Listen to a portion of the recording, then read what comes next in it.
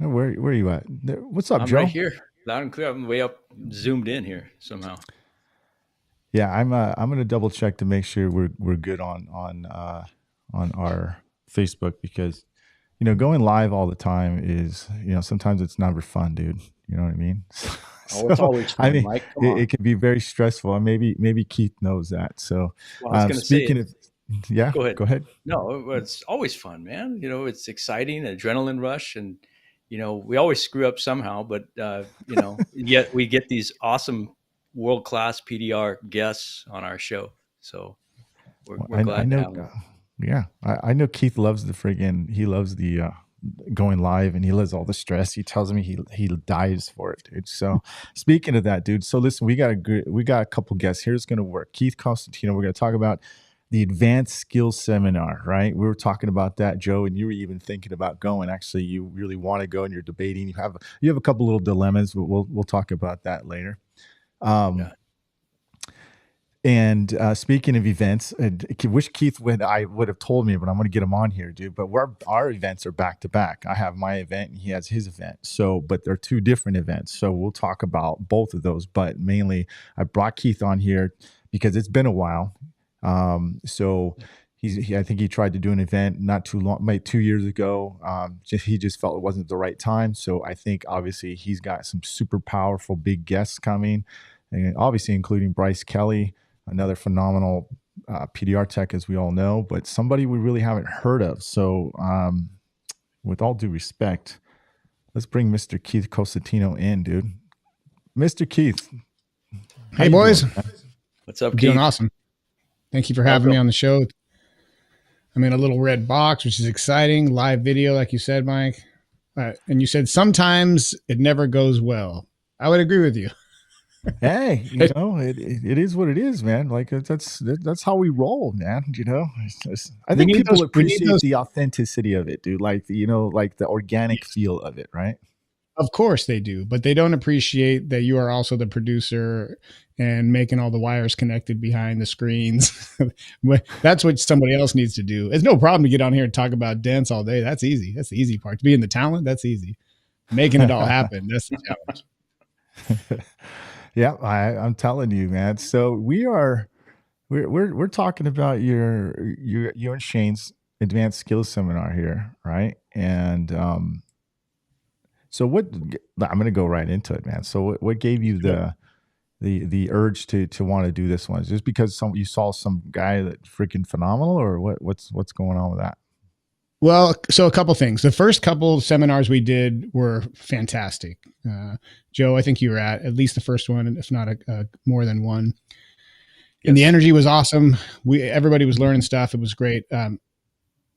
As we got to our like third or fourth one, this isn't that difficult or complicated of a business to run. PDR is pretty simple. You might think it's not, but if you ever meet somebody who runs a real business, this is so simple. It's like playing with Play-Doh as far as businesses go. So there's only so many different ways we can slice it, and there wasn't anything that really changed technology-wise. So we just kind of stopped because it wasn't that exciting to just rinse and repeat, kind of the same information. So we just sat on it for a while. We even took a break from the show. But then, all of us have been in dents for a long time, and the kind of the progress happens in waves. And you'll have a wave like when things are coming out and new technology is coming out and it's exciting, and then you'll have a dip. And I feel like we were in a dip for the last couple of years, and nothing really amazing has been happening. But in the last year or so, the pricing is getting big. It's getting up there to the point that it's kind of changing the dynamic of what we do, and the skills between the shrinky boxes and the tension pulls, it's changing the way we do big dents. I know it is for me. I'm pretty sure it is for you guys too, but it's in Yes. its infancy. Like, we don't understand how to do it. And I'm like, I got to figure out how to do this. Bryce is killing it. Let me see if I can learn from Bryce. And I thought, if I want to learn from Bryce, everybody else must want to learn from Bryce too. So for this seminar, we didn't just ask Bryce to come present with us. We partnered with him. So he's putting it on together with us. It is his as much as it is ours. So he really is going to have control to teach everything that he wants to teach and the way he wants to teach it. And then you talked about somebody else. Well, I'm going to give a credit to our mutual buddy, Wade Hartley. Years ago on Facebook, somebody's talking about who's good, who's not, or who's the best, who's done amazing repairs. And he said this name, he's like, if this guy isn't in the conversation, you guys aren't even in the ballpark for who's the best. I'm like, I never heard of this name before. I couldn't even really pronounce it. It looks like it's spelled Guedes Arlson. Dude's from Brazil. So I looked him up. And it's like the same response as when we first saw stuff from Kaz. Like, is that real? Like, he's fixed. How is he fixed? Why does he fix it? How long does it take? How is it so perfect? Maybe it's fake. It's not fake. Right? It's just like unbelievable. And this dude is a real person. In fact, the guy that's translating for us, because he speaks Portuguese, he went to Brazil and met him, hung out with him for the day, half a day in a shop. So he's a real dude. He's nice, super humble, but I don't know how he does some of the stuff he does, Mike. It's amazing. So I thought Bryce wants to learn from him, if that says anything. So I'm like, all right, now I'm excited again to like get it. My barometer for doing a seminar is, do I want to go to it? If I want to go to it, then I think it's worth doing. Cause I'm going to get as much as anybody out of it by being there and being able to hang out with these guys when the show's over. So we started getting excited. We got a commitment from, his name is pronounced Gedges, I think, or Gwedges. We got a commitment from him to come out, and then Bryce is stoked about that. So now we have the tension. We have these stand liner techniques that, to be honest, I still don't know that much about, but Bryce is pretty good at. Shrinky box, I'm just learning it. I've saved 3, 4, 5 cars with it, but I got a lot to learn there. And Bryce is stabilizing ridiculous things, open holes and edges and stuff with it. And there's a handful of things that completely changed repairs for me. And I think they change them for most people. Like, we had stretch dents. When they're done, they're done. I can't fix it. It's done, smoked, right? Now we can save them. And we have tension. That's something that was so smashed up, you wouldn't even think about trying it. Now in 30 minutes of tension pulling, it's to a dent where you're like, oh, I can fix that now. No problem. And it's getting it there fast. So you're getting crushes to a fixable state faster and being able to fix them. And you can fix stretch stuff. And now you're going to get body shop money for it with Paul's leading the charge on that. And I got excited about that. I've learned a lot from him and the people that he's brought into the circle. So like all these things together this year, to me, it's like, I'm excited about PDR again, because I was getting a little burned out, to be honest with you guys. Like, it's the same thing over and over again. And we're like hitting the ceiling around, $1,200-$1,500. Hard to get over that. Now the ceiling is 10,000, non-hail. And that's kind of hard to believe for people, but that's the new paradigm. And Joe, right before the show, you were talking about listening to one of the old shows, and Shane and I were talking about that too. And how, we did a whole podcast about, probably more than one, about how you can get $1,000 repairs. And it was like, dude, ain't nobody getting no $1,000 for a dent. You guys are crazy. Right. So we brought on some expert who did it. I think it was Stephen Hamby, maybe. Don't quote me on that one, but it's like, oh, times have changed a little bit. Like, now all three of us are looking at stuff going, I'm not doing that for 1,000. Yep, exactly. Yeah. It's too bad. It needs to be 2 or 3 or 4, which is kind of like, kind of sound like a prima donna for saying that for some things, but you just kind of find your niche and what you want to do. So that's a long monologue, but that's why we're pumped on it. That's why we're doing it. Like, there's enough stuff that's different now that if you don't know it, you're going to get left behind. Yes. Dude, Keith, let me ask you this. So, do you think people are getting, me and Joe have this debate, and you probably agree with this, and I'm sure you probably will. When you can do these bigger dents, right? Do you feel like, obviously, let me back this up about the big dents. Do you also feel that charging more for a repair helps you become better as well as a tech, because the carrot's big? Do you know what I mean? Like, when you have the price high, being taught and understand the value of your service, along with the skills that you learn, maybe these people will attend your seminar.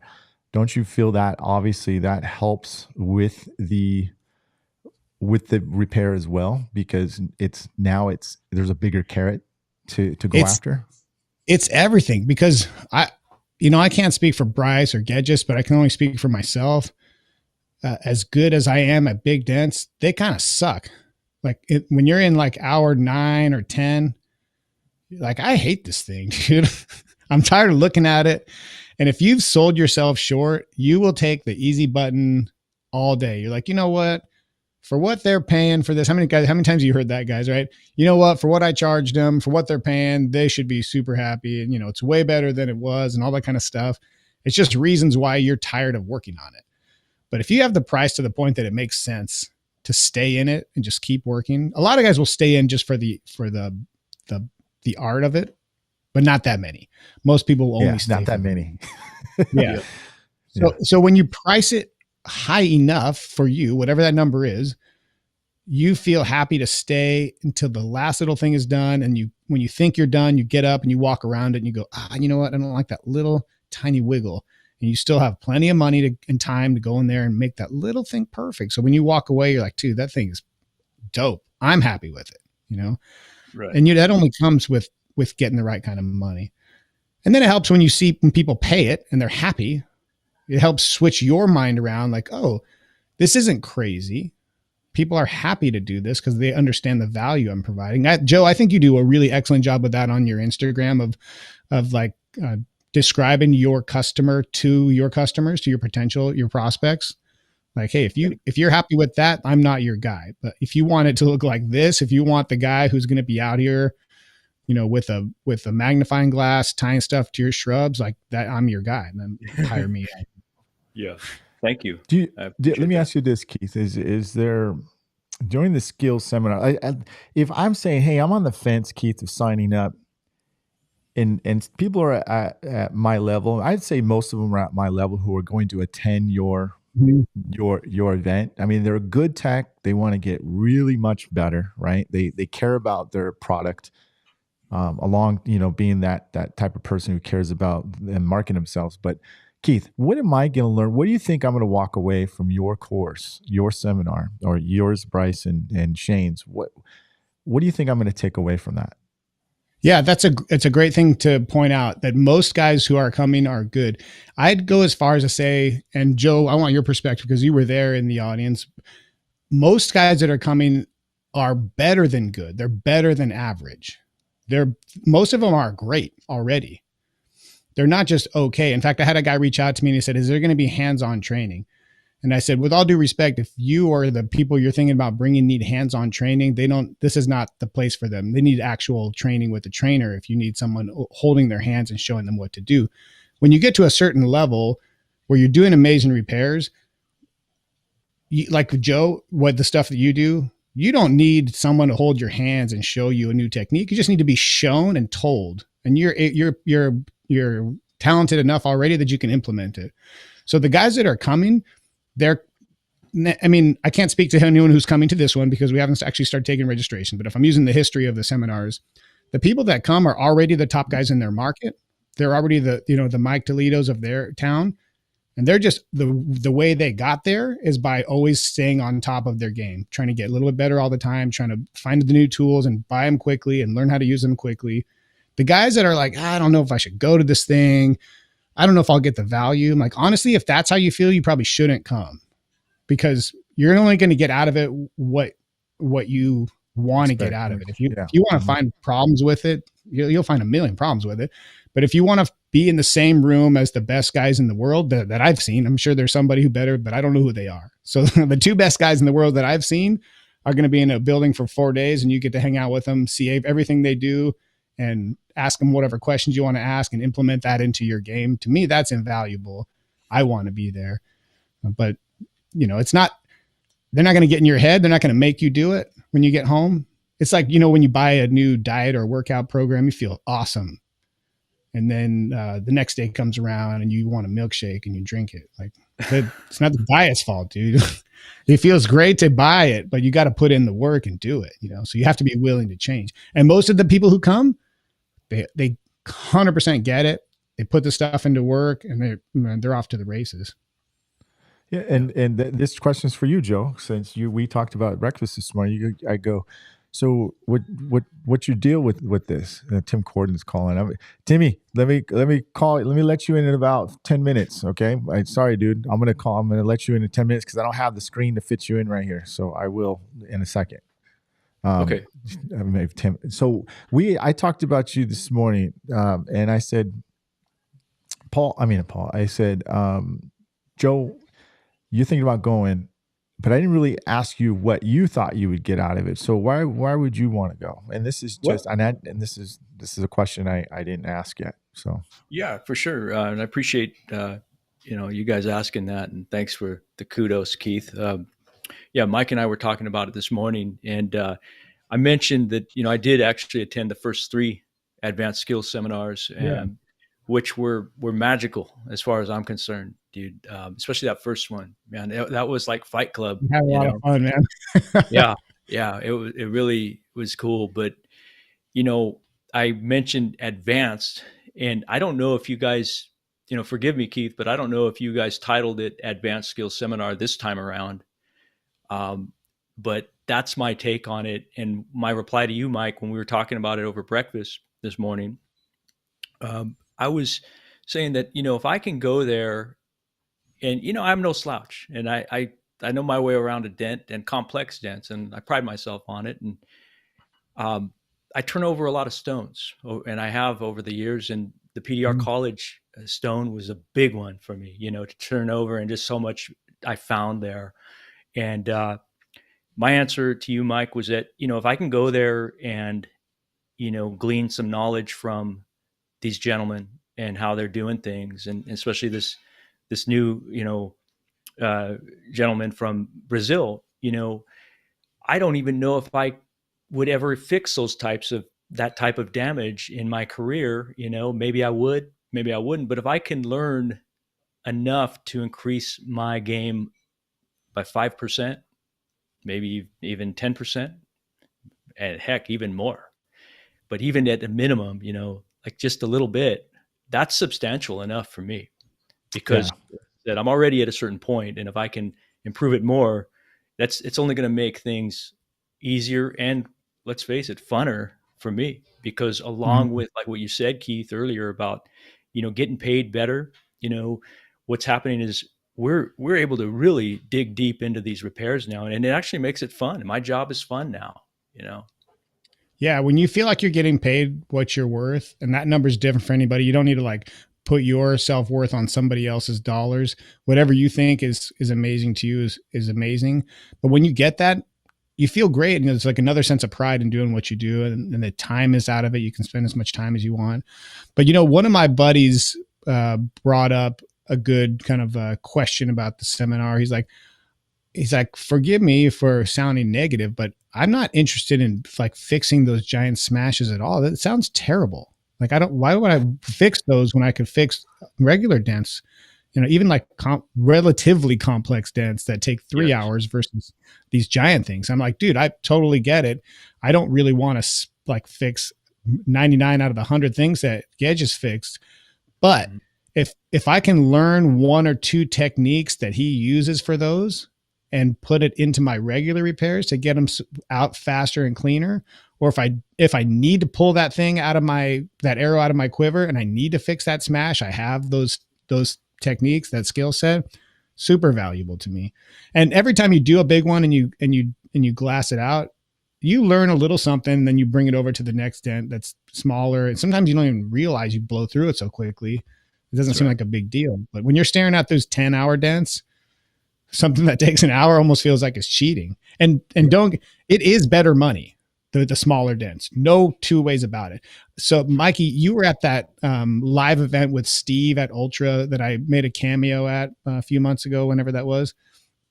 He was doing a presentation, and he said something that kind of stuck with me, because I didn't agree with him. Then I did agree. And he said, he was talking about trying to get big dents into body shops. He has a theory about it. And he's like, talking about dollars and hours. And he's like, you guys, pointing at everyone there in attendance, you guys aren't getting $200 an hour when you work. And I'm like, wait a second. Yes, I am. And then I'm like, well, when you average out your 8-hour days over the month, not very many guys are averaging $1,600, right on the money or more. They're just not, and you have a big dent that's like $1,500. You're like, that's a good dent. And it takes you 9 hours. Well, that's not $200 an hour, So No. I'm like, oh man. So, but you can make, $500 an hour on a a little body line shot that pays right. And you're done in an hour. Like those pay way better. It's hard to get $500 an hour for a smash. Well, I think here's the deal. I feel like it takes sacrifice, just like anything else, Keith. I feel like it takes sacrifice. If you want to get fast at these big dents, you got to do big dents to practice. No doubt. My favorite thing get about fast that, because you decide to do onesie twosies, and then you're like, oh, I'm gonna get faster. It's just like that deep dorting that used to take us 6 hours to fix. Now we can do it in 30 minutes or less, right? Glass it, right? Because we know we don't have to go through as many steps. I guess I'll answer some of the questions for you. I feel like that's what people would learn, right? They're cutting down the steps, right? If they want to continue to do these big dents, do you want to continue to do these big smashes? Do they take a toll on your body? Absolutely. Absolutely. There's no doubt about it. However, with the glue pulling systems and the tension pulling, I think it makes life a lot easier because you don't have to do physically as much pushing. But if you want to get good at these big dents and you want to cut down time, you're going to have to invest some of that time. And why not the advanced skills? I think people, obviously Joe has gone to your seminars at least twice, I believe. He wants to think about coming back, right? 3 times? 3 times, right? Yeah. So he knows that your seminars are good for him, right? Look at Joe now. Look at he's a monster, dude, right? Totally. So yeah, he got inspired about past things like that. So I think it is. Do I want to continue to do big smashes? I talked with Joe. I said, no, I don't want to do big giant smashes consistently. I would like to know how to do them when I need to know how to do them, but I don't want to volunteer to do outrageous smashes. But that doesn't mean I wouldn't learn anything at a seminar like that, because I want to improve myself and become more efficient. What we lose track of too, Mike, is like, what is a smash? But by getting better and better, the stuff that you do now in 2 or 3 hours would have been an 8-hour dent 5 or 6 years ago. Exactly. You start changing your frame of reference. Today we were doing. Joe saw it this morning, right? We did a kind of like it's an oil can situation, right? I filmed some of it live on my Facebook page. Dude, that thing would have hurt us all, dude, back in the day. We would have attacked it wrong. We would have freaking tried to tap down first. We would have oil canned it completely. And now John freaking pretty much is done within 5 hours, dude, right? $1,600. Nice. So, it came out pretty dang good. He's got to do a little bit touch up, but just like what you mentioned, dents, if you want to get better, it always feels, I guess it feels intimidating. That's what it is when you look at it. And what is that saying to us, Keith? I guess it's saying fear, right? Because we don't understand it. So we say, what do we say? We don't want to do that, or that's crap. Why would you want to do that? So it's not worth doing. I mean, I can't do it. I'm afraid of it. Why would I do that, man? Why would because you're trying to get better at this art, dude. It's not a process. This is an art, and you can always there's levels. Every time you think you reach the top, there's another peak to climb to. Well, here's one of your seminar guys, right? Danny, right? You don't have to really do Danny's been every single. Yep. With these new techniques from Bryson Geddes, I think that's how you pronounce it, right? It's going to make you more efficient with the dents we do now. Yeah, exactly. I agree. I just said kind of similar to that. So you get some seat time on those big dents, enough times, and you can break it down to a science to where, like you guys said, it's not as aggravating and time, straining. We can get it done quicker, right? Mm-hmm. And sometimes it was you didn't even know how you were going to do it. Now pretty much how you're going to do the whole thing before you start it. But there was times, when we would just jump in, we're just going to push it all with a steel tool. That's how we're going to do it. There wasn't tension. There wasn't glue pulling. There wasn't all these edge jacks and everything. We're just making stuff up. I pulled the fender off a car the other day to a Jetta to edge jack the front of the door from the I'm drawing a blank on the name of that glue right now. The panel bond. That would never have happened for me before. I'm like, well, that front edge ain't coming out. Right. Right. Yep. But should it was we like, take a look? Can we Oh, take a the look edges. at some of this work?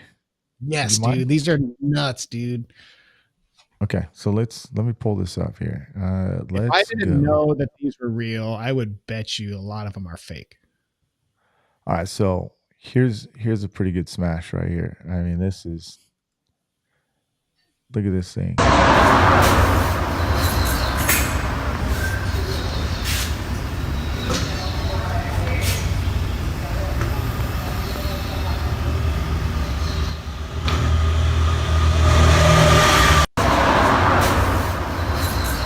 Just that This one is interesting. a little. You want to go forward? So this is pretty freaking interesting. This is something similar I was looking to today at a parking lot, and I was like, how in the hell is he getting leverage right in this section right here? I mean, how's he Right. doing that, dude? He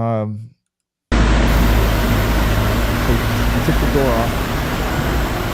So Keith, I'm assuming he's going to show like how Probably mute how- that video, Mikey. It's loud.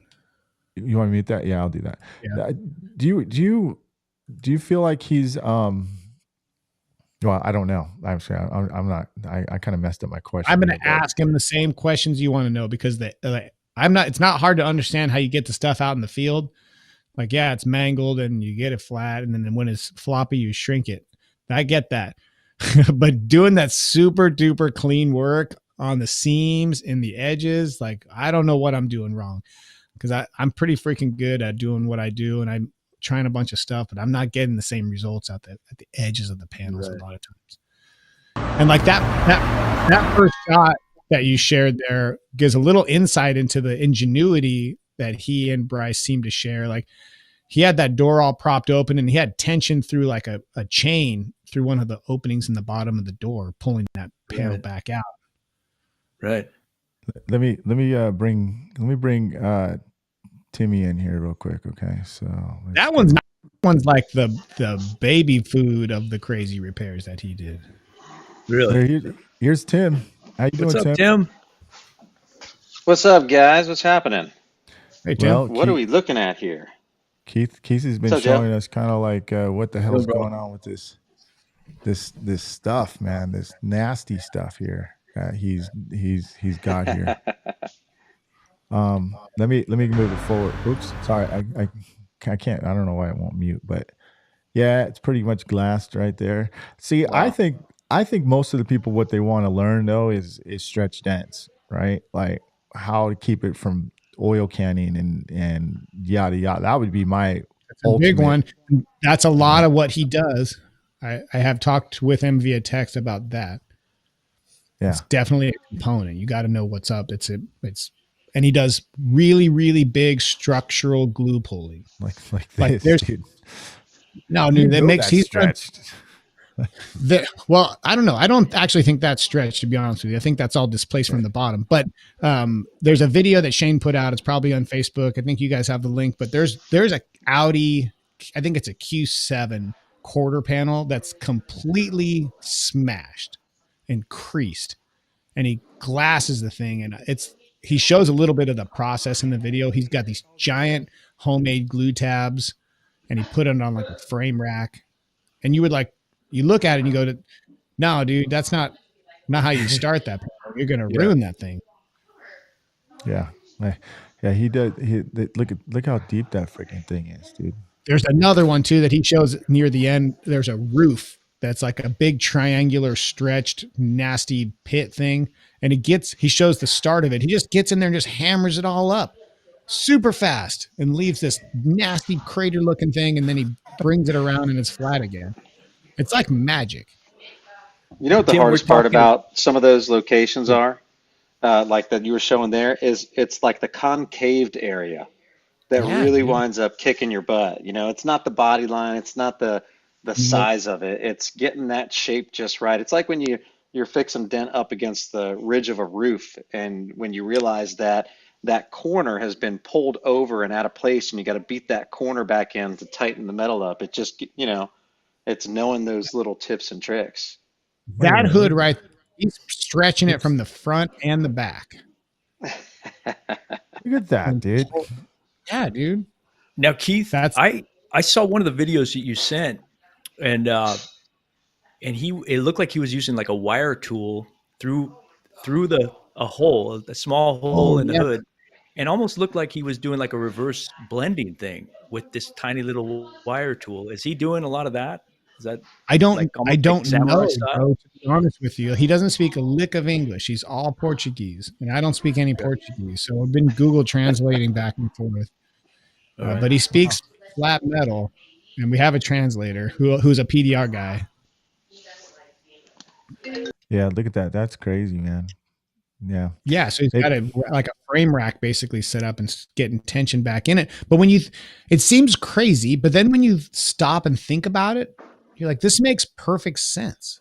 You have to get that shape back to get all the tension off of the dent so that you can put it back where it goes. You can't force it up from the bottom of a dent. You have to get that structure out first. Yeah, dude. Right. Yeah. That's going to be freaking gnarly, dude, to see that. So let me get Paulie in here, dude. So let's see where he's at here. Let's see. Josh is stirring the pot over here. He says, remember to tag Keith Cosentino in your 70% repairs. Oh yeah, let's talk about that, dude. And then we'll start. All right, you're gonna get me fired back up again, Joe. All right, here's Mike. Here's what's up, Paul. And I want to hear Paul and Tim's opinion on this too, because these homies are no slouches either when it comes to fixing cars. So Joe and I were talking offline a bit. When Mike, you're always nice to everybody all the time. I know the real Mike, who has very strong opinions about all things, but whenever you have a camera on, you're always nice to everybody. And I love it about you. But when somebody posts something online in our community, when we're trying to be the best, we're trying to be amazing, dent guys all together, make each other better. That's what it's all about. And somebody posts something that clearly isn't good. That was one of the craziest ones, by the way. That last one was like, I don't even know how or why you did it, but he did it. When somebody posts a dent that's not that good, people will just give them congratulations. Like, oh, that's rad, man. Good job. That looks awesome. But I'm looking at it and go, this looks like garbage. Why are people saying it looks awesome? Why are people who I respect and know if they were standing next to me with the cameras off, they'd agree with me. It looks like garbage. Why are they saying good job? And Joe's like, well, I like to be nice to people all the time. And I do too. I didn't I'm pretty say nice. that in those words. That's basically the sentiment of what you're saying. Finish your point. I'll all argue. Right, here we go, dude. But the question is, are you doing them a disservice by telling them they did a good job? Like when my kid comes to me and they said, look, I fixed it. Like, hey, I appreciate that you put in the effort, but this isn't fixed. This is not good. Let me show you how to make it better, because this is very bad. I'm not going to tell you this is amazing, because it's a lie. Right. So are you actually helping them by telling them, hey, good job? Now, I'm not saying like everything's going to be perfect. We all screw up dents all the time. All of us probably screwed one up this week or today. That's not the point. But like if somebody's on their journey to get better and they're like, look what I did. And you can see it in a still photo. It's garbage. What's saying a good job? Is it a like or is it a comment? What is that? I don't know, Joe. What is it? Okay. So for those of you who don't know, if you go back and listen to PDR College, listen to every episode, by the way, especially the Paul Kordon interviews. All right. But this Monday, Keith and Shane put up a really compelling episode, and they were busting I got the all shop fired up. A certain 95 percentile dent guy who's pretty high level, no slouch at PDR, who thumbs up a subpar PDR post on social media. And little did I know, well, I knew you were talking about me, Keith. So I called you out on it. Hey, man, let's talk about this on the show, because this is going to be a good 100%. Debate, and it's going to be polarizing for our listeners. So you guys can take Team Keith or Team Joe, whichever. So somebody tagged me in a social media post, and I'm not going to elaborate on who it was or anything, but hey, you know what? There was some texture in the reflection, and your words, Keith, very dramatically, were that when a high level person gives a thumbs up on somebody's post who's subpar, it's poison to our industry. And I was a whoa, man, poison. First of all, Keith, I have to say, dude, that's giving me way too much power there, and it's I giving the don't know. poster too much power in the whole Maybe in the whole scheme of things. And I think that the great Zig Ziglar would agree with me on this, Keith, and that's he a would tell you, that's a chess move right there. Calling a quote. It's a chess move. I Asking played a that dead. card, Tell me what yes. you think. What a dead guy would think Go if he listen can't to show up. PDR College. So I think No, Zig would tell you, Keith, that is pure stinking thinking. so Okay. all right, I don't want to cut you off, but there's a line because you can't get better without doing bad dents. We can all agree on that, right? You got to screw up a bunch of stuff to figure out, oh man, I better not ever do that again. And oh, last time I tackled this way, it turned out bad. So it's like getting better is screwing up tons of cars. Hopefully you do it at a dealer who doesn't pay you, but you're going to do it somewhere. So we're all on that journey. I'm still on it. I did one 2 days ago and I don't like how part of it turned out. Right. So I 100% support everybody doing the best they can. And you've heard me on the show for years saying like, I don't care how good your dents are. If you made your customers happy and you were super clear about what you're going to do, you're killing it. So I'm not here to kick anybody down for like not glassing everything. After I had the show, I'm like, I was coming a little strong on that. But if we're going to put ourselves on podcasts, on video, and try to show people that we're finding better ways to do things, and we're trying to like you hold your repairs to a super duper high standard, and Yes, I do. you're not turning out any junk. And you, in my opinion, because I know you offline a little bit, like you got to be that dude. That's who you are. So when someone's like, "Hey, what do you think about this?" You're like, "Hey, good effort."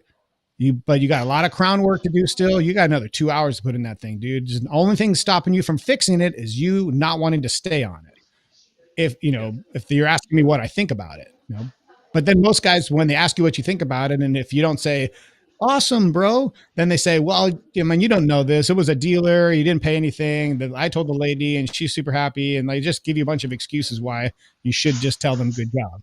So I don't think you're wrong. You're just like saying, Yeah.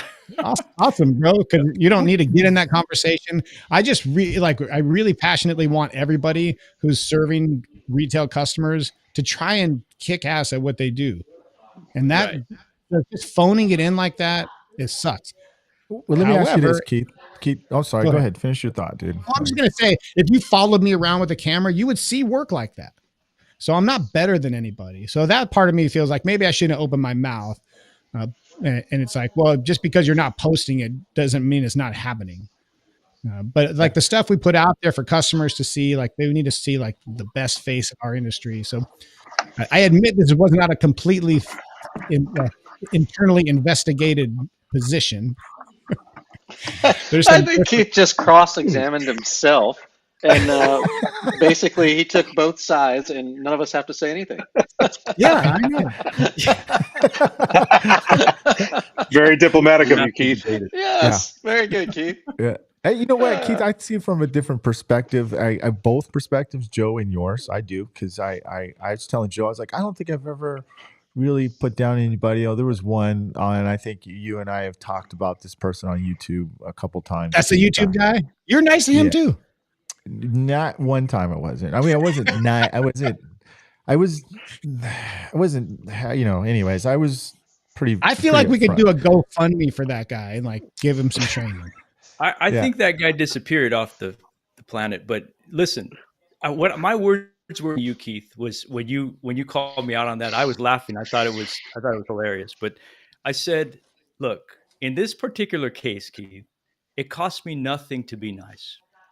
And me, me thumbs upping the guy's post, is it might cost something to his competitor who's better and lost that job to him. But whose fault is that if he got the job, right?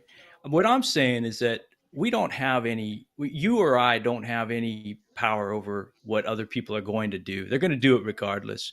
And let's face it, my belief is that the majority of consumers, at least in my market, will settle for less if the price is right. Yeah, And there's I a know huge this segment because that's they're what they calling want. me later saying, look, I used the other guy and his work didn't look like what your work looks like in your videos. So I'm going to go with you on my next car. You know what I mean? Stuff like that. It happens. It really does. I just feel like there's different tiers, and what that guy is doing, if and when I say that guy, I just mean generally across the board, Sure. the many PDR technicians or anything automotive really, but in PDR's case, who are doing subpar work, or maybe it's just not up to our standards, right? And they're advertising it. Well, they're going to get a certain kind of customer. That's not my customer. And if they're getting my customers, then shame on me. I need to be putting my stuff out there, and I need to be transparent, and I need to let them know this is who I am.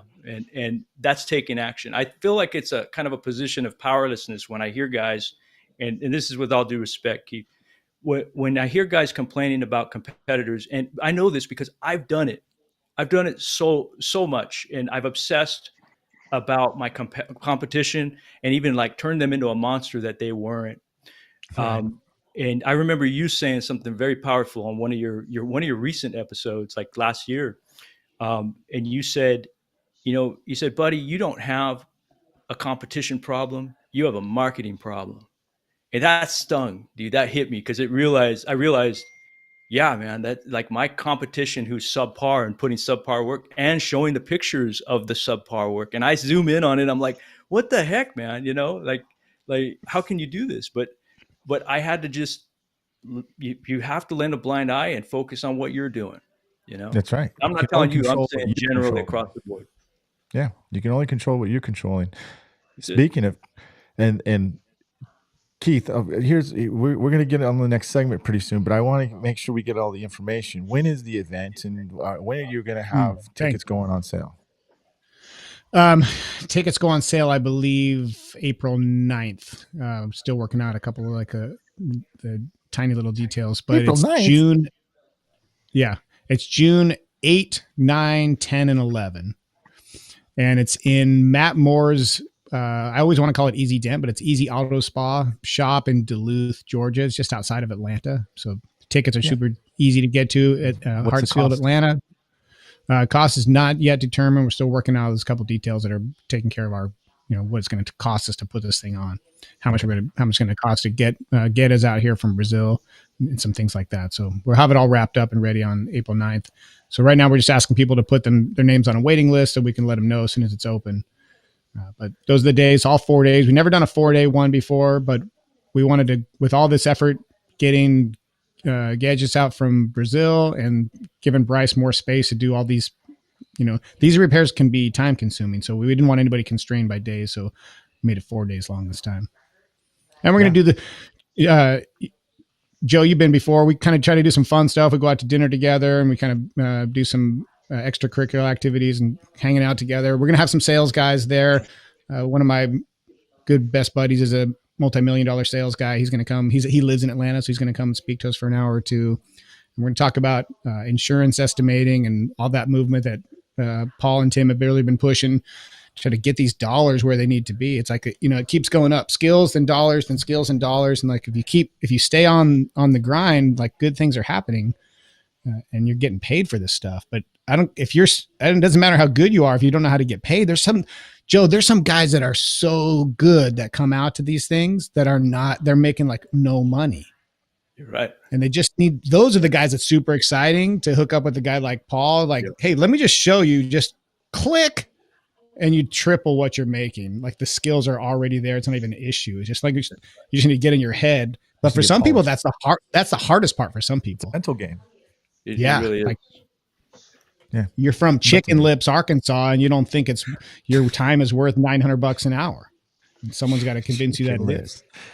chicken there's a lips are. lot of talent out there, and the Yeah, movement dude. with the event that's coming up with those high caliber guys, pushing the envelope even further. It's a matter of us marketing the industry as a whole to get into the limelight, to get more opportunity. The only reason why guys aren't making more money right now is because they're not getting in front of customers, and that's going to be awesome to be able to start to give these guys more advanced skills. And if they can start focusing on, how to get more in the limelight, I think we will see a shift for PDR. You Yeah. have to. It's so much of a superior repair, right? It just Yeah. it doesn't matter anyone's opinion. It is way better. So you guys got something new that you're cooking up, right? What are you guys working on? So what you guys are right on that. So the biggest issue that PDR has right now, in my opinion, and I'd love for you guys to weigh in on it, is we have an awareness issue, right? For a while, we were marketing for paintless dent repair. Like our Google ads and all the stuff that we were advertising was for paintless dent repair, PDR. And we got to a point where we were like, what are we doing? Right? Just like we use language like diminished value, the reality is that's internal talk. Like the five of us in this chat right now, we know what diminished value is. The guys in the collision repair industry know what diminished value is, but most customers, they hear that and they're like, what is diminished value, right? And really, what we need to be saying is things that they connect and understand on kind of like on a sixth grade level, like where most books sell well at. They're understandable. They're on a level most people can understand. We need to talk to them about their trade-in value. When you go to trade in your car, it's going to be worth less because you painted it and repaired the parts or replaced the parts. So similarly to that concept, we started toying around with going, hey, why are we advertising for paintless dent repair when the market of people that's actually shopping for those terms on the internet or searching for them is very, very small in comparison to the greater collision industry, right? Mm-hmm. I had a customer that said it perfectly. His exact words were, when I saw the dent, I thought it's going to be, it's going to need a body shop and it's going to be expensive. Okay. So two things to take away from that. Our customers, I think the majority of our customers assume as soon as they have a dent, it's going to need a body shop and it's going to be expensive, right? That's all they know. It's really that simple. So if that's all they know, then all of us are wasting a whole lot of time and money trying to advertise for paintless dent repair searching customers because nobody knows what it is, Mm-hmm. right? It's just the reality of it. So we have an awareness issue in general in the industry. And that is just a good segue into why, Tim and I have decided that we wanted to launch an offering to people with really high quality video production mixed with really high quality and expert PDR information. So we joined up with a buddy of ours, Joel from Jumpstart Video. We actually first used Joel from Jumpstart on a video we created for our website. It was a whiteboard video that was about how long was that video, Tim? Do you remember? I think it's 2 minutes. It's like a 2 minute video and it cost us quite a bit of money. It cost us about, I think about $1,500 to have that one video made. It was an animation, whiteboard animation video, but we wrote this copy. We crafted the script. We're the ones that wrote the language in it and wordsmithed it. We did 2 or 3 or 4 iterations of that and came back to that language and that copy, and we wordsmithed every single sentence in that video so that when it conveyed to the customer and Joel created the video and then did the voiceover, it really told a story, right? So expert PDR information mixed with expert video production. Now, to be honest with you, if we're up to me, I would have had Mike Toledo doing the videos. But Mike Toledo, in case you guys don't know, is a really, really busy guy. He's got a lot of irons in the fire, and Mike Toledo doesn't have the capacity to create those videos. But since we had a good Nope. experience with Joel, when we created that first video, we had a lot of feedback from a lot of guys in the industry that were like, hey, who made that video? Guys were asking if they could use it. But our logo was on the video, right? Our logo, our phone number, our information was on the video. So it didn't make sense for them to put it in their market for Bullseye PDR, or for Dent Time, or for Evo Dent Repair, right? So we went to Joel and we said, hey, man, can we have these customized for a couple of guys that are interested in them? And we did. He customized about 3 or 4 of them. We sold them. But the problem is the price point wasn't at a reasonable place where we could do that on a mass scale, right? Joel didn't have the capacity to do the custom editing with logos and phone numbers and all that other stuff. And So we were like, oh, that doesn't really work. So we stopped offering it. Guys asked, and we were like, no, we can't customize it. Well, about 6 months, maybe a year later, Joel said, "Hey guys, I know you had guys in the industry that were interested in your video, and I'm doing a project now in the real estate market where we're doing a video club for real estate agents, where we're creating high quality videos that are matched with expert information from the real estate world, and then we're offering it to different real estate people to use in their social channels and their website, and it's working really well." He was like, do you think your industry would be interested in a video club? And Tim and I were like, listen, we know we need the videos for our business, right? We need constant quality information going out to our customers. That's what we know it's going to take in order to create awareness about PDR. So we said, hey, Joel, let's explore this option. We spent, I don't know, about the better part of a month, maybe 6 weeks, really hashing it through, writing some scripts, having him do some short videos. All of our videos are usually between about a 75 and 150 words. That's going to be about a 30-second to about a minute and a half video. We know that the statistics right now are that the average person is watching a video online for about 42 seconds, unless it's something like Mr. Beast puts out that's super interesting and they watch it for the whole hour, right? But the average person is watching something on the internet for about 42 seconds. Paul, I listened to this said, podcast the other day. How much do you think Mr. Beast spends making each video? Oh, I have no idea, but I'm going to guess it's 5 to 10 mil. $1.5 million minimum on each video. Wow. Woo. That's a lot That's lower crazy, than I thought. right? Yeah, still, I mean, I was probably not counting the ones where he gives away $10 million or whatever he does, but $1.5 million in production value. That's like almost as much as Mike spends. Yeah. Well, and the crazy part is listen, we've hired guys to do videos in the past. I mean, we've spent $4,000 a pop on videos to be done. Mm-hmm. I don't know if you guys caught it, but we did a body shop video that's floating out there. I think Billy Wackowiak posted it in one of his groups, where we actually paid a guy who had a background in full-on broadcast television production. His parents were both producers for CNN, and this guy knows what he's doing. We've used him on a bunch of stuff, and we've spent quite a bit of money with him. And we basically had him go all over the country and interview a bunch of these body shops that are really doing like top notch, like hold the insurance company's feet to the fire and get every dollar. And Billy posted that video, and all these body shop guys were like, "Hey, can we use the video? Can we use the video?" Mm-hmm. So the point of me saying that is that what we decided to do is we went, listen, Tim and I, what we know we're good at is creating copy and information to share with people that intrigues them, that causes them to make a decision. So we said, listen, we'll write the copy, Joel. We'll create the content. We'll put all of our, my 24 years of experience, Tim's 22 years of experience in the PDR industry, knowing what works, and we want to combine it with your video creation expertise, and let's combine the two and start offering these videos to the general public, to the PDR industry, so that you guys are having regular, right now the package is 1 a week videos that are highly produced that can go out to your social channels. They are not customized, so they're not going to have your logo and your company information, but they're easily editable. You can do that. And quite frankly, if you're using them on your website and on your social channels, it's already being posted under your company's information anyway. So yeah, you can put your logo on there and your phone number, but it's going to be posted under your company's name. And truthfully, even if you have another couple of guys in your market that are posting that out there, guess what? The general public is being educated about what PDR is, and that rising tide will lift all boats in your market, and everybody's going to do better for it. So that's kind of that was the idea behind what we're doing with PDR Video Club, so that guys like us who need regular quality content but can't, but Mike Toledo doesn't have time to create a really awesome video for us. Mike Toledo's busy with a million other things. Now we have a way to have decent and I would say really good quality videos and excellent content being dripped to our email inboxes, so we can throw them at our social channels and hopefully make a difference in our market. So that's kind of it in a nutshell. Tim, I talked a lot. I'll let you add to it.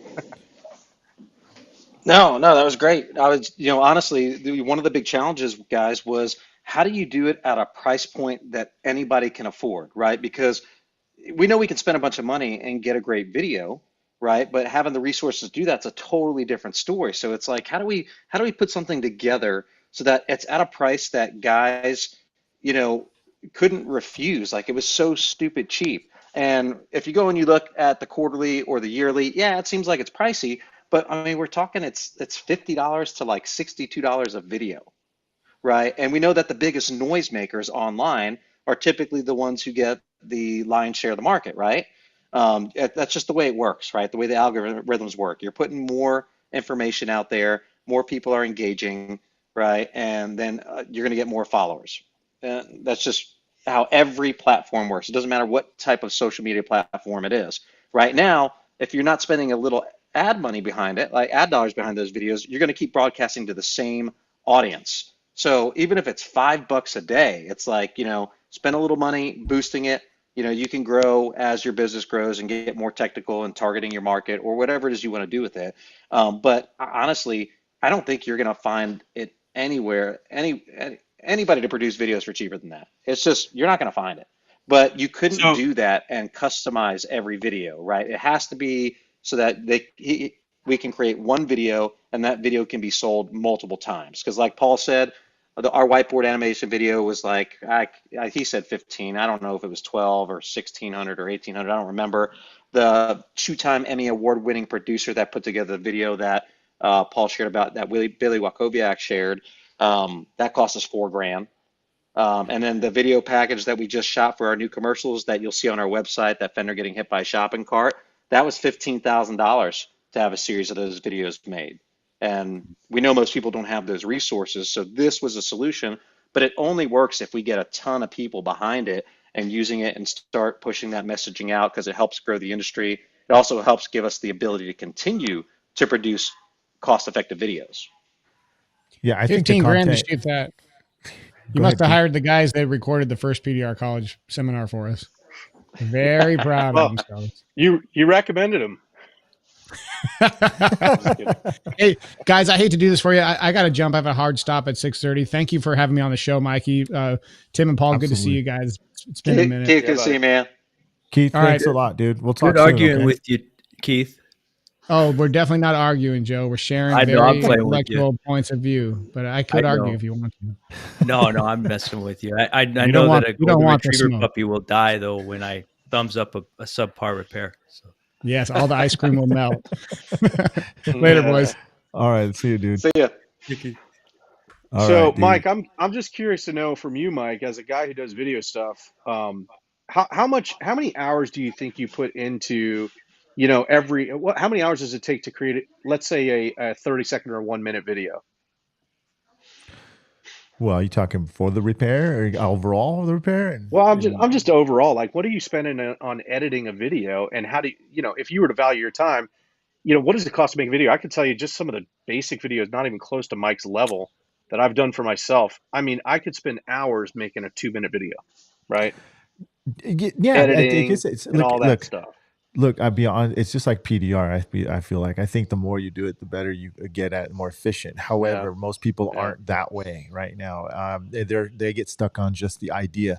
Let's totally put it in a nutshell. The copyright, I think, is one of the most hardest things to do, right? I had to come up with the right verbiage, right, and hit the right keywords for the viewer, because you're the narrative, you're the director, you're the producer, you are the one that's controlling the whole outcome of that video, right? And if your message isn't correct, then the video, what good is the video? I think the message, what you guys put in the video, is more important than what they're seeing, right? Because it's a message that's going into their ears, right? So to put it, to answer your question, how long does it take me to do a video? Since I've been doing it, I'd say 17 years in 1 minute worth of experience. Yeah. So if your point is like, hey, is your value of your time worth trying to create a good, compelling video, or would you rather just pay $60? I'd rather pay $60, dude. So, or pay a subscription to have it done.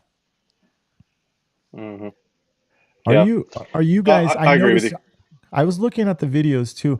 I don't mean to put you guys on the spot, but are you guys, Tim, including you, are you guys planning to do portrait videos as well for the social media platforms that will fit the TikTok and the Instagram? So yeah, that is something that we've talked about. That's probably something that's upcoming. We wanted to get it launched. We wanted the simplest form launched first, right? And let's prove the model. Let's make sure that it's a model that people want. As you probably know, Mike, there's a big difference between the people who say, "Oh yeah, I want that," and then the people that will actually buy it.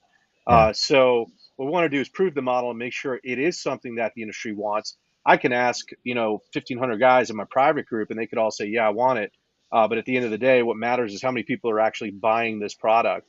And by buying the product, what you're doing is you're saying, yes, we want more of this, and yes, it's worth our time and our money. So the next iterations of the offering will get better and better. I will say we have heard some of the feedback from the industry who have said, hey, listen, you know what I really need? I need help with not only the video production and quality content, but I need, I would love to have somebody who's actually posting it for me, customizing it and getting it to my channels, which, as you guys know, if you've ever used a digital marketing company to do that, it's a really expensive thing to pay somebody to do, right? Mike, I know you do a lot of your own stuff, and I think Joe, you do too, but we have actually outsourced that to people in the past. And right now, the company we're using for digital marketing, just our social media package, which is creating content, mostly still stuff for each day, and managing all that, including, including the geotagging and all the metadata stuff that you have to do with posts. It's about $1,000 a month, and quite frankly, I actually think it's a pretty good deal for what they're doing, for all the work that they're doing that we not only don't know how to do, but we don't have the time to do because we're busy running a business, right? I mean, I could tell you I probably fielded 20, 25 phone calls today, not including text messages and emails, which are just ongoing throughout the day. I don't have time to create social media posts, and I don't have time to manage them on my social channels and my website. So that's, for me, the value of a digital marketing company who's doing that. So a lot of people have asked about that. We are in talks with a couple of different companies about how we could bring something like that to the market for the PDR industry. But at the moment, we are in the development and discovery phase of figuring out how we could do that. Yeah. Yeah. I do. I believe, and that's just to give you guys a heads up too. I am actually helping creating a social media calendar at the Mega Media event for people to help them at least get their thoughts in control and going, these are the type of videos I would like, or this is the type of post I would like, or type of blogs and things like that. So quick plug there. I'll talk about that later on, but we're going to stay subject on yours here. And I didn't mean to go too far forward because we didn't really talk about what this is about. And I think there's a question. What's up, Brandon? Joshua says, if you buy now, do you get access to the videos that you have already released before you sign up? So I'm not sure. I don't quite get that. Do you understand that question? I'm not sure. Yeah. So what he's asking is if are these videos released one a week per week, and you miss whatever you didn't get at the beginning of the year? No, the Oh, answer to the question is yes. When you buy in, you start your drip campaign with video number one that everybody also gets in their drip campaign. And I'll say, if any of you guys have seen that first video out, it's really compelling. As a matter of fact, Mike, I apologize because I meant to get you that, and I don't even know if there's a way for me to send that over to you now for you to take a look at or even what about, play. can we play any of these videos right here on this site or Yeah, anything they'll like play. that? Oh yeah, you know what? Scroll down to the bottom. There should be a couple of samples, and it'll give you an idea. See the one that says no repainting with the red X? That's the Yeah. first video, and for me, I watch that over and over again. I'm like, man, that video really tells a story. So go ahead and hit play whenever you're ready. Yeah. Let me just move us over here so we're not Yeah, getting there. move Joe, little get out Mike of the and way, Joe Joe. over. Joe, you're in the way, man. All right. Let's see here. Repainting your car for small and large dents is a thing of the past. Our shop doesn't require any of the invasive sanding, grinding, cutting, or Bondo to make your ride look new again. Keep your factory finish. Get your car repaired in one day. Now, how long is that video total? I think it's like I 22 think that seconds or something. yeah, it's about a It 22 sound it second sounded video. like there was more that he was about to say, so I didn't know if it was like a full Well, minute or oh, is it. actually, overall, I don't know. No, I don't think it's much longer than that. Some of these, I think all these videos he has cutting off at 22 seconds, but the first batch that we've done here, most of the videos are right around the 30-second mark, give or take. Some of them will be a little bit longer, Uh-huh. coming down the pipe here. but we're trying to keep the messaging really simple and concise to make it easy for customers to understand. Because remember, we're used to talking and we all understand a lot of internal terms, right? Industry terms, but the customers don't. So we're really focused on breaking it down to make it very lay for the layman to understand that doesn't know anything about PDR. In fact, a lot of times we shy away from paintless dent repair because nobody knows what it is and they don't even know how to say it. It's dentless paint repair, that dentless thing, that paintless thing. They don't even know. So Yeah. that's how can we make it simple so that they understand and it connects, and that's our goal. So here's how it works, right? You subscribe to the PDR Video Club. You receive a Mm-hmm. new video in the inbox every week. Mm-hmm. Upload each new video to social media. That means you, right? Themselves, and enjoy more Mm-hmm. engagement and opportunity. So, how like subscription? So this is ongoing every week. They get new videos every week until they Mm-hmm. stop their subscription. Is that how it works, or what? Correct. Every week. Correct. Every Yeah. week, Tim and I have scripted. We've scripted about half of a year worth of videos already, and we're about to start rolling on the second half of the year. I would say, on average, we probably put in just copyright. I'd say we put probably 2 to 4 man hours in copyright time alone. In other words, we'll write a script. We'll say, here's the concept we want to cover. We'll say here are the images and the elements that we want to be as part of the video. Just general, direction for Joel. That's Joel right there in the picture to produce, and then we'll go back to that copy the next day, and maybe a couple of days later, and we'll rewrite and we'll tweak and we'll wordsmith until we feel like we've got it saying everything that we need it to say in the most condensed and concise way that's easy for the customer to digest. And then when Joel gets a hold of it and he adds live image or live video or animation to it, it really makes the whole thing pop, right? And Mike, you add all the bells and whistles. You got the music and you got the graphics, and you tell a story in a very short period of time that's compelling for the customer to go, why would I take my car to a body shop when I have the option of fixing it without repainting or replacing parts? I got to look into this PDR thing. And hopefully what they're doing is going, oh, hey, look at that. Dent Evo posted that video. Let me just go to his website and see what I can do about getting him to take a look at my dents. Legit. So what is the cost of this? Is this the real cost right here, or That's it. this is it? That's right? it. That's it Okay, right so there. Yep. so it breaks down to and about $200 a month if you pay annually. If you pay quarterly, it's $285 a month. Mm-hmm. You know who That's right. I saw one of my students use your. I think he subscribed to you actually. It's Philip Martin, right? And that is from Duluth Dent Repair. So Right. Okay.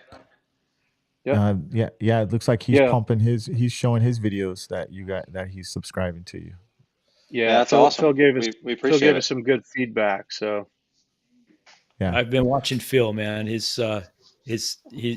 already has good videos that he makes on his own, which are pretty powerful. But now he's got the power of these videos every week now. So that's correct. pretty awesome. And knowing how difficult it can be to produce our own videos, I mean, that's a steal, man. You guys, and I've seen. I saw the whiteboard video that you guys mentioned earlier. That is powerful information, and like you said, it's putting it on terms that the consumer can understand, not in PDR terms or diminished value, any of that. They understand it now, and that's exactly Yeah. what we need to be doing. Can I Well, play this one, or is there another one that we want to play? You guys want to like show off, or what I would don't you know. like? Play the Porsche video. I think the Porsche video is interesting. This one? Yeah, the blue one. I think it's a Yeah. Taycan, or however you say it. Let's get you can ourselves play out of them the all, way. man. It's a sample of all of them. So This Porsche was saved from being stripped and repainted. The car fixed in one business day. The best part about this repair was there was no painting required. That's right, ladies and gentlemen. The damage to this car was simply massaged back to its original shape with a process called Paintless Dent Repair. And it's been around for decades. Cool.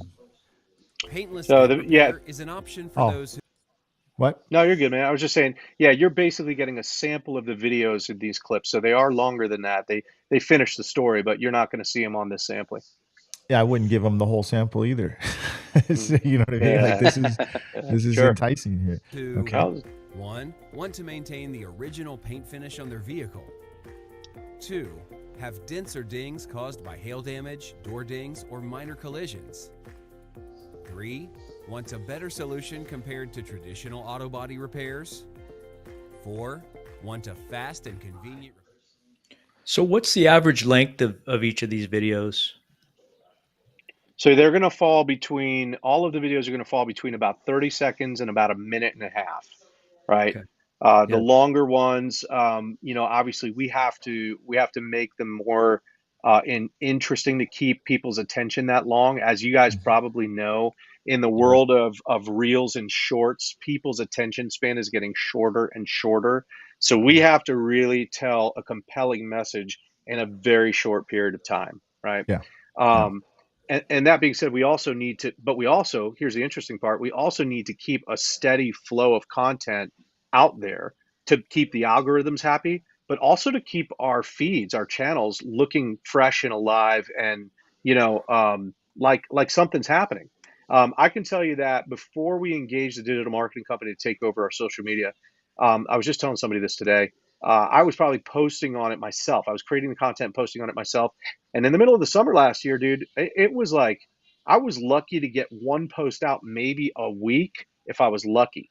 Because I mean, you're running ragged. You're doing, hail cars and dents and dealing with customers and managing invoices and scheduling customers and all that stuff. I just didn't have time for it. And I know that if I'm dealing with that, I guarantee you there's a lot of other dent guys dealing with that as well.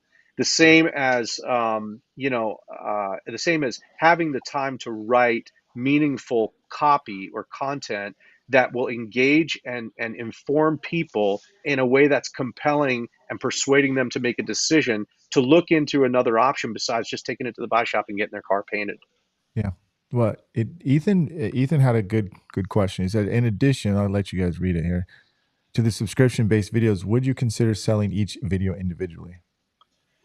So that's a great question. We have considered that, and we haven't come to a decision on that.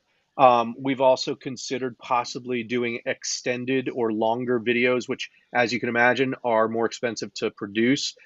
So those are things that we are definitely open to discussing, and we are really, since we're fairly newly launched, we're looking to see what the market's response is to see is this really something that guys want? Is this guy something that guys need? We believe that it is. Actually, we know that it is because we need it ourselves. But as we see what the appetite of the market is and the need of the market, we're going to try to offer things that really help people move the needle. It's the reason why we personally have spent as much money as we have on videos for our own business because as you've heard before, if a picture is worth 1,000 words, then how many thousands of words is a video worth, right? We say it all the time. Tim and I say it all the time. Like our frequently asked questions on our webpage, man, wouldn't it be great if we could have a video for every one of those? And wouldn't it be great if when a customer texts in some photos of a dent, we can respond to them in a video, really directly, approaching their questions with a face-to-face kind of a brushstroke. So we think that element will definitely continue to persuade and influence people to make decisions, to look into PDR more than they do. And I don't know about you guys, but when I go on one of my body shop's lots and I walk the back lot, I think that there's anywhere from 20 to maybe 30% of the work on the back of their lot that we genuinely have a shot at PDRing rather than having it go through their, conventional process. Yeah. And, if you add that up, I mean, we're talking about a pretty big lump of money that is potentially available to PDR to take part of. But the problem is those customers don't even have an idea, man, and they're driving right past our shop and they're going over to Caliber or to CarStar to wherever to go get their car unnecessarily painted and parts replaced, you know. Well, and Ethan's question's really, it's a great question. And anybody else out there, if you guys have questions or feedback, that's huge in helping us know what to provide to be able to help you guys with. Oh yeah. For example, actually, one of the best things I did, and I didn't even think much about it. I was like, when we were getting ready to launch our new website, we had to go through it and find all the errors, the things that we didn't like, and I was like, man, I really don't feel like going through this thing. It's a lot of work, but because we don't script everything on the website. And I posted on my page, and I said, all right, tell me everything. And PDR guys came out of the woodworks, and we got a ton of feedback, and it was actually awesome because what it did is it saved us the time of having to go through and dig every mistake and error, misspelling out of there, and everybody just dove in and critiqued it, and then we had our marketing team watch that, and then going and fixing and addressing all those things, which worked out to be a huge time saver. So it's the same thing. Any feedback we can get from you guys in the public, if it's buying videos individually, I'm sure we can make that happen. The reason why we did a minimum of a quarterly enrollment was because I don't think you can expect to post one video and get a lot of traction for it. Remember, if we're talking about like organic growth in those systems, you're gonna have to put a little bit of ad dollars behind it, build up your audience, the people that are watching already, so that you can get that exponential effect when they like your post. Speaking of That's putting some money behind ads here. So I was telling Joe, I said, you know what? I'm getting pretty dang good traction on YouTube video ads right now. hmm It's low cost for 10 times more engagement. I mean, this is a perfect way to promote your video or shorts or whatever you want to do. But having the right content like you guys are having, and the verbiage and the copyright, I think it's great. Um, do you offer any transcripts for this video so that maybe they could write a post about it, a blog or anything like that with these videos, or considering it? Well, I don't think we haven't talked about releasing any type of a transcript, but I have told plenty of other guys before. I said, guys, if you like, the simplest thing that you can do is just you could copy what we do, right? If you see stuff that you like, nothing stops you from taking it and saying that messaging yourself, right? And shooting a video, right? That's just, I don't know. we can't stop it. I wouldn't feel good about that. So Well, I mean, listen, and I would never copy anything word for word myself, but I no, would take no. that concept and shape it in a way that, would come naturally to me, through right? their interpretation, right? In the way Yeah, they would sure. say, right? But why do it Yeah, when you but guys so already have I it? well, that's it. You got to make it so cheap, that's the goal, right? So, but I have a question for you, Mike, because you've posted several videos that have got, viral growth. And so what did you think that the level of audience, how big of an audience did you have to build before you started to see some of those videos go viral? Because certainly there's a lot of guys out there creating good content and they don't catch the same traction just because maybe they don't have as much exposure already. Did you see a point where you're like, okay, I had 1,000 or 2,000 or 3,000 followers, and then when I started making posts, I was getting, 10 times the engagement? That's a good question, dude. I would say it's. I don't honestly. I don't think it's because I've been on YouTube or Instagram a long time. I feel like I got better at delivering the message and then hmm how to keep people engaged. I really, I think that was the way to go. I think for a viral video to be really good, you either got to be very good with your message in a silent way, or be a good with it in a visual and verbal way, right? So why do you think the tags, or the, what do you call it, captions, are so effective? Because they're watching visually and it's going in their head too as well. They're able to read it. So to answer your question, Tim, I just think honestly, I think if I would have I think guys who are coming in to edit, especially with the use of CapCut too as well, they could create really compelling videos. But then again, you've got the time frame thing. You got to create the content of that. So to answer your question again, I don't think you have to be you had to be doing videos very long to do it. I just think you're between the message and how you edit the video is going to really matter. Now, on a side note, Joe, do you use a striped light or board? Yes, I do. Oh, you guys both do. I'm like, Yeah. we use regular fades, and I'm Yeah. like, I could never work with the line board, but I'm like, man, they look awesome in videos. They do. Every time I Actually, see one of your videos, I'm like, oh, it's just so interesting watching that here's the line thing. I squiggle think and move. I was just asking myself a question that too. I was like, I think the consumer sees a line board that it looks more to them because there's no head trash between a Oh, it's more you. interesting. Yeah, you as a fog tech, right? You guys are like, hey, what Yeah. the hell, dude? I can't look at that, dude. Right? I can't fix a dent with that. But if a consumer who doesn't know the difference between a fog and the lines, they grasp the understanding of a line moving and things like that better than they do like an edge of a fog. So I think it's easier for them to, like Paul's vocabulary says, digest, right, what you're doing. So I think that It's might have almost something to do with like it. it's almost like that line board kind of brands the video too, right? Because they're like, oh, I've seen that thing before, right? As Yeah. opposed to if you're using a fog, it's just like, okay, I could see a dent, but those lines are just memorable, It's right? And every time I exotic. watch one, and then you guys start adding in the tapping noises and stuff, and I'm like, all right, that's interesting, I Well, like it that. says, come here, come to It the Yeah. dark side. it makes the dents look worse too. I have to say. I feel like when I look at the fog reflection versus the lines, the dents just pop out a lot more on the lines. I feel like. Danny Well, says, if is you there a It, keep minimum that you it have to looks great. subscribe to?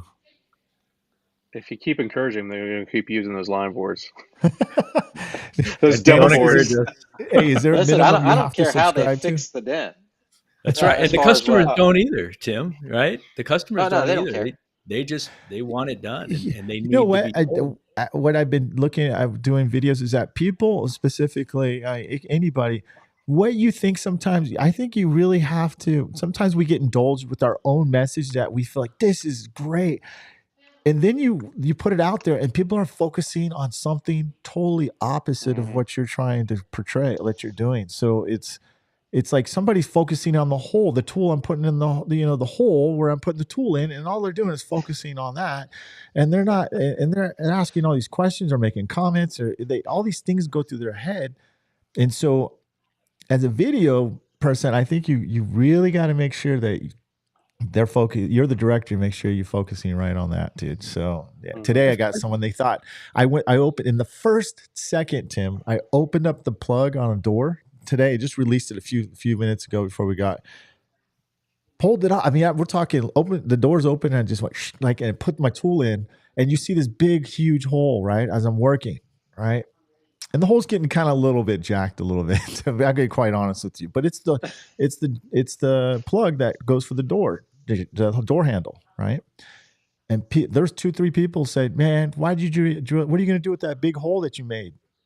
And so that was, I'm saying, that's the focus point where everyone's looking at, dude. So be Yeah. careful when you do your messages. So Hmm.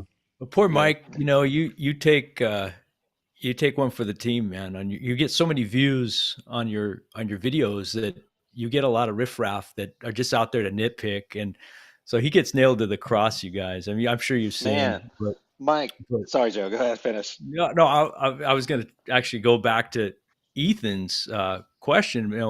The real power of this whole thing, I feel like, is in the consistency of the posts and the volume, the sheer volume that you guys are offering at that dollar amount. I think is priceless, because in a year's time, I mean, think about how much exposure you could get by having those videos every week, posting.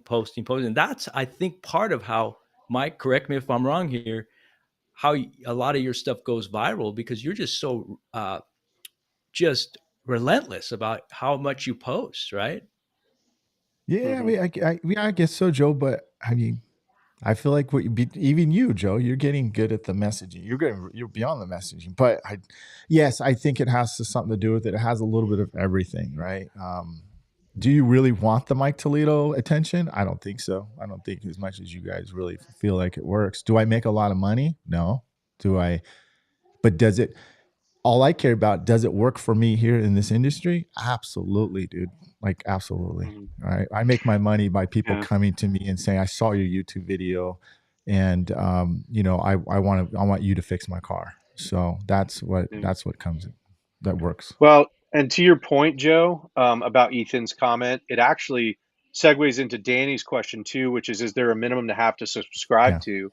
So part of the reason that we have only offered an annual and a quarterly subscription is because we want people to understand that you're not just buying a product, right? You're not just buying a video that's already been made that's specific to PDR and promoting paintless dent repair over a conventional repair. You're buying a strategy, right? The strategy is by the end of the year that you've subscribed to this thing, you have 52 high quality videos with high quality content and copy that's now in your library to be used in any way that you want to, right? They are yours. You can take them and edit them and add logos and phone numbers and do all that stuff that you want, or you can take them and just keep promoting them in your channels and put some ad dollars behind them or whatever. And I don't know about you, but I don't think I've ever posted 52 videos to my YouTube page in a single year, ever. It sounds really, when I think about it, I'm like, why have I never done that? Because that we're talking about one a week. Could I do some sort of a video one a week and get it up on my YouTube? I probably could, but I've never done it So, sometimes I think, because why it's did time we consuming. agree to do this? Yeah. Yeah. Yeah.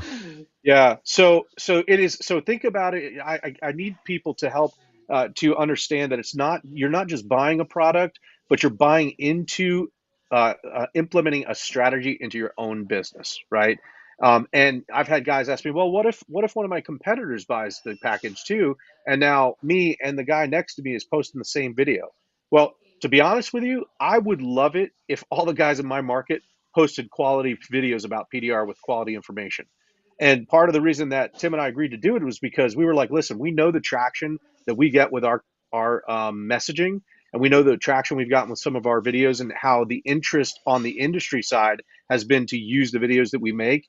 And so, if somebody's going to tell the story about the quality and the value of PDR, I don't mind being the guy to try to put that information together and try to pitch to the public why PDR is light years better than a conventional repair, and to just stop painting their car, right? What's the URL? You can go to pdrvideoclub.com. PDRvideoclub.com. Yeah. Let me just pull it. pdrvideoclub.com. See if I can shoot. I freaking took it. Here we go. Let me pull it up again. There you go. All right. Sorry, guys. Yeah. There's the URL right up here, guys. Actually, it's right there. Right there. Yep. So That's it.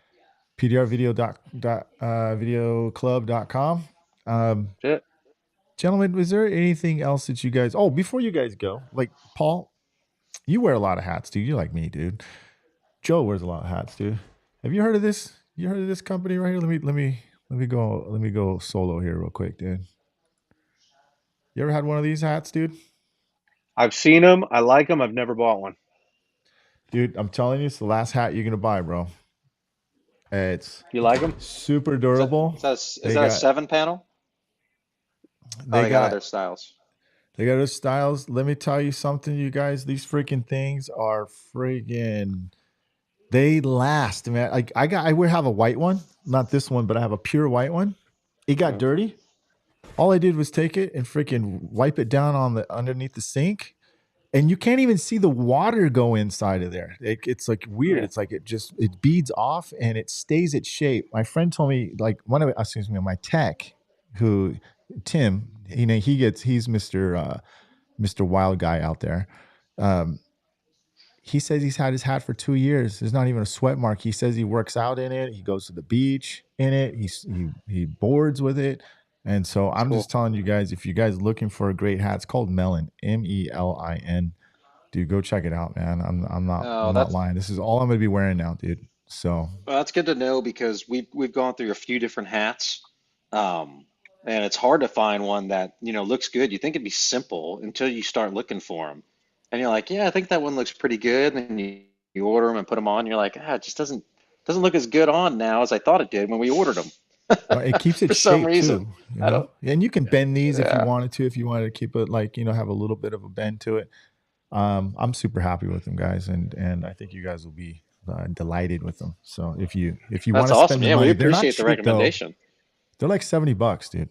But Oh, so they're how many pricey. hats Yeah, do you wow. spend on a year? I mean, if you're a hat person, your hat's done in 3 months, dude. Right? Because I'll tell you, one of our teammates, it's worth it for one of the guys that works with us here at our home shop. Man, his hat is always so filthy, and we're like, Mark, you're gonna have to throw that thing away and get a new one. So it is perfect for him. Yeah, Absolutely perfect. Unacceptable. yeah. Do they I make think you guys. jackets too? Because he could use one of them also. Are you guys going to be at that event, the Advanced Skills Seminar event? Paul, you speaking Uh, or anything like No, that? I was supposed to, and I had to decline the opportunity because I had stuff already previously scheduled that those dates, and Keith and Shane could move it. So unfortunately, I will miss this one, but hope to catch everybody on the next one. Um, so yeah, unfortunately, I'm going to miss it, guys. But I was going to be there. yeah, I, Wish I could be there. Okay. yeah, I don't think I'll be able to make it either. I have some other stuff going on that I have to Well, tend to. well, maybe you Damn, I'm guys not can gonna make the go now. earlier one. Maybe we can make the one a week before and freaking come on out, dude. Actually, I got to say one more time. I'll probably say in the beginning of this video on the other one on the podcast. But hey, Mega Media event is coming June 1st and 2nd. Okay, at my shop in San Diego area in Escondido. Paul's been there once before. The first, you've been at the first one, dude. I remember you coming over That's to the right. first one, opening up the first one. That was a good time. June 3rd is going to be the tech meetup. So Anson's van's going to be there. Stanley is going to be there. If you want to learn how to manage your social media, you want to learn how to edit videos like me and why I get viral videos. I think it has a lot to do with the story, the message, all that, and how I edit. I mean, CapCut for me has been a true turnaround for me, and I think it's going to be for you as well. There are a lot more things I'm going to be talking about and really helping you streamline your business. Doing big dents is great too as well, but you also got to know how to market. And I think getting your message across with video and social media and planning your stuff and blogging, knowing how to do all that stuff is important. So you're going to be learning a ton of that in real workshops, not me just explaining.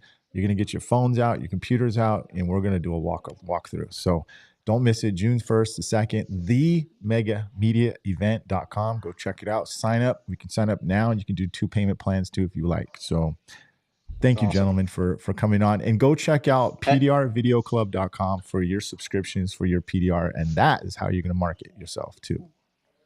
well, Mike, before you sign off real quick, just so guys know, we've seen this over and over and over again. You can be a great tech, right? And you can have the greatest product in the world, but if nobody knows it exists, it doesn't matter, right? So again, with the Mega Media event that he's going to put on, it's like, guys, you can be awesome, but if nobody ever calls you to get in the door, you never get the opportunity to display your skills. You never get So to fix a big we were smash, just talking about right? that. Yeah. So yeah, so just a little plug there for you guys that are on the fence on whether you're going to go or not. Man, I say, if you're not paying for college classes, this is college classes for PDR, right? This is how you do it. It's an investment, in your future. I don't In know the anything short, else. I don't know anything else that you can actually go to something and be able to use it right then and there, dude, and help you change and better yourself, right? I mean, see some changes. Here's the thing too, though. You guys know this, dude. If anything, if you want something to work, you have to consistently do it, dude. Right? You don't get good at doing big dents because you want to do one once in a while. You got to do them a lot. If you want to do Yep. marketing, you want to get good at video, you've got to do video and you got to market. And so same thing happens. So I think we got just a couple more questions here. I asked because I create my own content. I have a long way to go. However, I wouldn't mind to have Paul and Tim's quality content to complement my own. Not needing to have every video, but choice picks. I feel like if I subscribe, I may really rely heavily on it and not build my own editing and video skills. Yeah, that's a good point, but I mean, I think it honestly. I think it gives Ethan. I think it gives you a. If you guys don't mind me answering this, or you guys can Yeah, go ahead. add to it, Ethan. I think it gives you a good training base about what your message is about. I think there's a lot that you could benefit for having a good video because I think the clients will help you showing the clients, giving them that message is going to help sustain your message as well. So I don't think it's going to hurt you one bit, man. So if you are on the fence of that, and they have you have a quarterly subscriptions, right? And then you have the yearly, right? So Yep, yeah, correct. And I would add to that, Yeah, Mike. I well, think you're right on. Ethan, I think you should definitely be making your own videos. I don't think that you should just depend on one video a week. We're trying to make it at least one video a week easy for you, right? We're doing it for you, but definitely add in your own content. And at the end of the day, consistency matters. and put things into your own words. Hey, listen, if you get really good at writing your own copy, you don't need us anymore. But I can tell you this, as a business owner and operator, I just honestly, I don't have time to create content. So I wish that years ago somebody had something like this, that I could just go, you know what, I'm going to buy them and I'm going to put them to work for me and let them do their thing. And when I get to the point where I have more time to create more individual content, I will do that. And I'm the same way, right? Like I'm still gonna supplement the posts that I have the digital marketing company doing. I do that regularly. But now the burden's not on me to keep consistent content out on the channels, you know? Yeah. So, and Right. just to piggyback on that too, we've talked about this. There's nothing that stops you guys from taking one of these videos and doing your own, voiceover over top of it, or putting your face in the corner and talking about it, and then letting the video roll. There's different combinations that you could do with it if you want to put in that effort. But the goal is to be able to take it so that you can just plug it in without any extra effort. So, but I would encourage guys to do that. Honestly, I would just put my face in the corner and talk a little bit about repairs and messaging and why people need to pay attention. That that's great, man. Good conversations here, guys. Paul, good seeing you, man. Tim, always good Thanks, seeing bro. you, man. Guys, we I appreciate you kind of having like your us brother on. better, dude, because him and I we get along better, dude. You kind of like you're too busy for me now, Paul. You don't answer my phone calls. You don't answer my text Uh, messages. So I'm hanging out with well, Tim now, dude. Busy man. sorry, So sorry, I'm busy trying to grow a business, Mike. Sorry about that. I don't have time for you, Mike. Shoot. Hey, real quick, Joe, I know you last time we spoke, you had some pretty big wins, with some of your repairs. Anything else popping off lately? You know what, man? It took a little bit of a dive in March, if I'm being Yeah. honest. By dive, I mean I just didn't have any $4,000 repairs, but I had a couple $2,000 repairs, and I'll take Woo! it. And I Heck want to yeah. do like what you guys say, make it a repeatable process. And it's, I'll be honest with you guys, it makes it fun. I'm enjoying my job more than I ever have, and it's partly because of you guys, and what I'm learning from all this. Like this episode here today is, to me, like, you guys are talking and I'm thinking, you guys are giving us all like the puzzle pieces to put the framework together. I mean, between PDR College, Advanced Skills Seminar, Mike, the Mega Media event, and then you guys, with this video club, I think, man, I wish I was just starting out right now. Oh I yeah, mean, for these sure. tools are just amazing. Are you guys seeing I any snow damage from that crazy snow?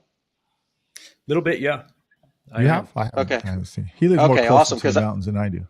okay, because I know Todd, over there in Redlands, they got multiple like four and five or $6,000 jobs from that snow. It's Yeah, crazy. I did get one come down, and it started out as just a 8 to 12 inch dent on the front fender, and it was State Farm, and I thought, oh, this is going to be good because I know that my price is probably going to be at or around conventional or maybe a little less. But he had paint damage all over the car because a tree also fell on the hood, and it just it made sense to paint it. So Yeah, bummer. yeah. Before I let you guys go, again, Paul, you probably already hear this, but I think people who want to get better, they need to surround themselves with people who can make them better, right? Or listen to people who make them better. Paul, you and I, we've shared lots of thoughts on that, and a lot of MTEs before I even know you had pretty much a twin brother. I didn't know that. And Tim, thank you very much for all your talks and your conversations, because you helped me become better. I'm not on a high horse here. I don't like to be on a high horse. I feel like I can get better with like-minded individuals. And my best advice for you guys watching is attend some of these courses, attend some of these seminars, purchase some of these videos here, because it's only going to make you better, right? If you're either going to be one of those guys that says, and then you regret not doing that, and then you see people passing you because they're the ones that are doing this, right? And so my advice is, you guys get with people. Don't have to be a big circle. but get with people who think like-minded, who want to get better and grow together, right? Get in like a mastermind, get a good friend, a partner to help you market yourself, have accountability with yourself. And I think these fellas right here that are in front of you that were on earlier, like Keith, we all want to get better, and I think you guys do too. So I appreciate you guys having being on, Paul and Tim. Thank you very much. You listeners out there, I appreciate you guys checking this out. Yeah, So thank you guys. And I just want to mirror that sentiment, man. I mean, being able to talk with you guys and talk through some of these ideas, and Joe thinks of things from a different angle that we do or you do, Mike. And so it's always good to have that, that old adage, iron sharpens iron, right? So yeah, thank you guys for having us. Absolutely. you guys Thank are you, welcome. guys. Well, thank you guys, everybody. Take care. And Thanks, guys. all right, and hold on just a second, you guys. So I'm going to hit this end, dude. So I don't know how to get out of here, dude. Oh, there we go. Hold on.